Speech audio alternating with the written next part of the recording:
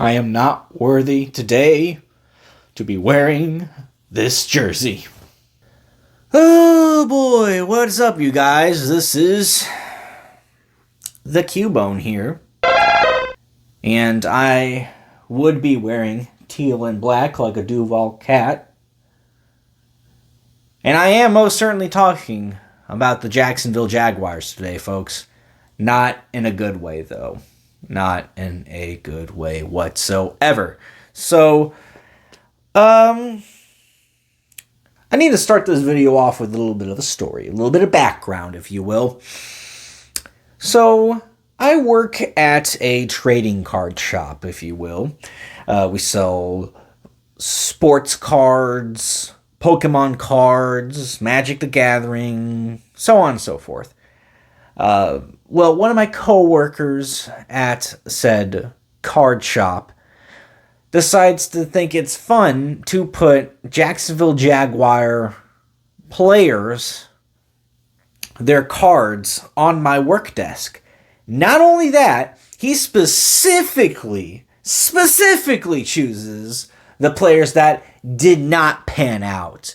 Of course, he'll every once in a while sprinkle in a nice, Mark Brunell here and a Fred Taylor there, but for the most part, he's putting these terrible draft selections that they've made over the years. So much so that he is dedicated to building this enshrinement, a wall of shame, if you will, of Jaguars players.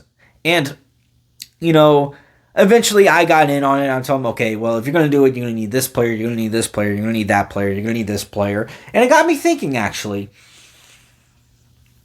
why not actually review the first round draft choices of the Jacksonville Jaguars from 2011 to 2020? Because that, to me, is the time period when the team really just started to go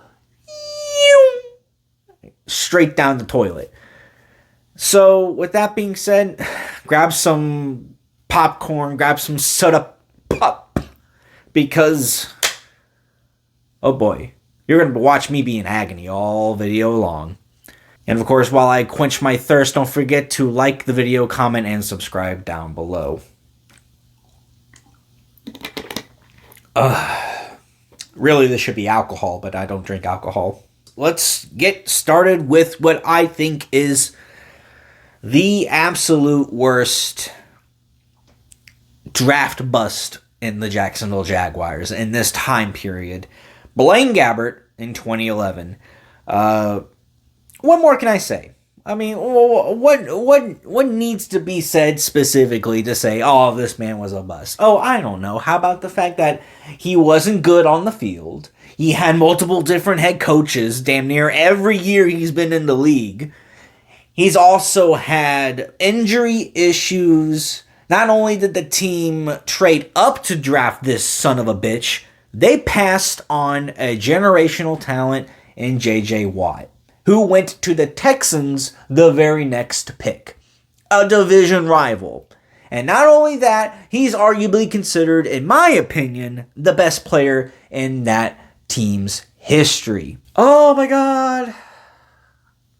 How the fuck does it get any worse? I'll tell you how. In 2012, they drafted Justin Blackman, a man who never was on the field because he constantly got suspended due to substance abuse. When he was on the field, admittedly, he was really good. One of the best players at his position. For 1 year. He was on the field for 1 year, and then he was indefinitely suspended. Not just suspended, indefinitely suspended. Oh. And I didn't plan on talking about the other draft choices they made throughout the entirety of their drafts. I just mainly wanted to talk about the first round picks. But, I do want to remind you guys, this was the year they drafted a punter instead of Russell Wilson. I don't know if you guys remember that, but I do. I always will remember the fact that they drafted a punter instead of Russell Wilson. Oh! 2013, this team decided to draft Luke Jokel. Man, what a fucking joke. This whole draft class in general is terrible. The 2013 draft is a terrible draft class. But, like, good God. Like, he played 4 games into his rookie season and then gone like that. Tore his ACL. And he was never the same player when he came back from his injury. Everyone always said he was going to be the next Tony Pacelli. Little did we know he was going to skip Tony Pacelli's Hall of Fame portion of his career and go straight to the injury-plagued part. 2014, after the Jaguars finally moved on from Blaine fucking Gabbert, the Jacksonville Jaguars decided to draft Blake Bortles to be their new quarterback of the future.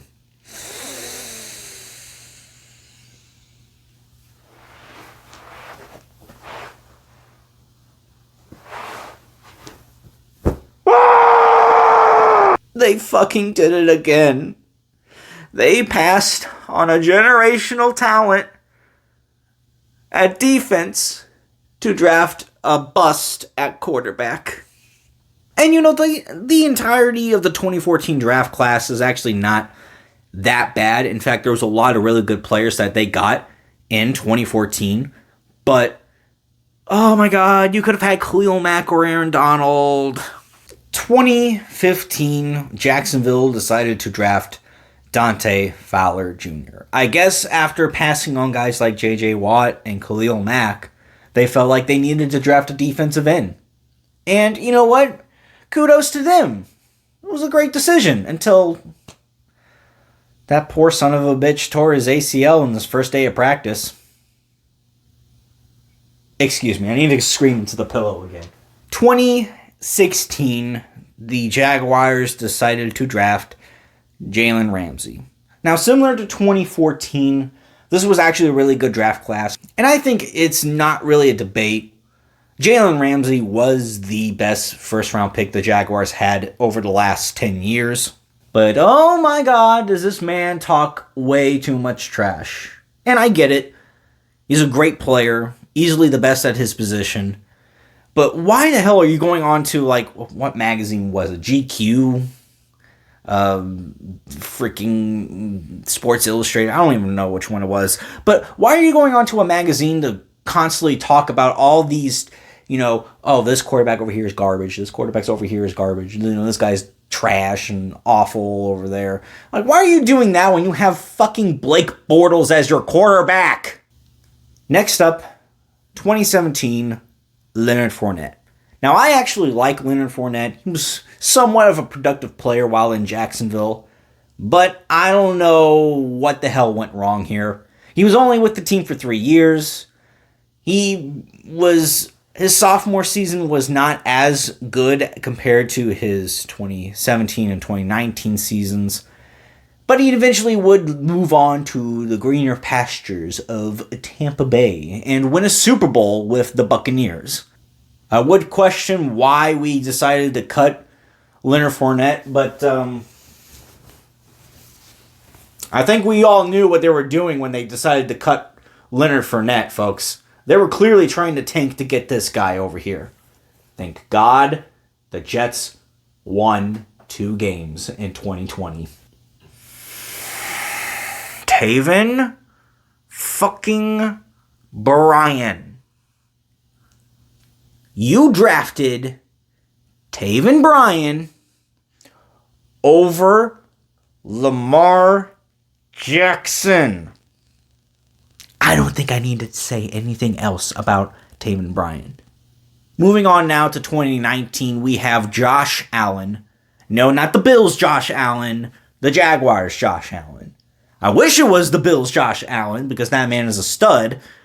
But, regardless, Jacksonville's Josh Allen is not actually a bad player. The problem is that he is more of a Robin to somebody's Batman. But we don't have a Batman at this very moment as I'm talking and making this video. Perhaps Trayvon Walker eventually molds into that role of a Batman. Or maybe he becomes the new Robin and Josh Allen becomes the new Batman. We don't know. All I do know is that recently they picked up his 5th-year option, so he should be here for quite some time. Overall, Josh Allen, he's a very solid player. He just needs a running mate. Someone to be the Robin to his Batman, or vice versa, whoever you ask. And then we have 2020. This team had not 1, but 2 first-round picks.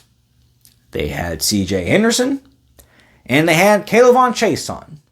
Now, the theory behind these 2 guys was they were going to be the replacements for Jalen Ramsey and Yannick Ngakoue. These were guys that either they just traded away or they were about to trade away, and they needed replacements for those said players. Well, let me tell you how these guys panned out. C.J. Henderson's not even on the fucking roster anymore. He got traded after 1 season. And K'Lavon Chaisson has had 2 sacks in his 2 years in Jacksonville. 2 sacks in 2 years. I'm going to scream in the pillow again. And, folks, you have reached the end of the video. Thank you all for watching. Thank you for watching my misery as I look back on these former selections of the Jacksonville Jaguars and pray to God that my guy, Trevor Lawrence, does not end up like one of these multiple draft busts that I have just read off to you guys. With that said, folks, thank you all for watching. Like, comment, subscribe, and I'll see you guys next time.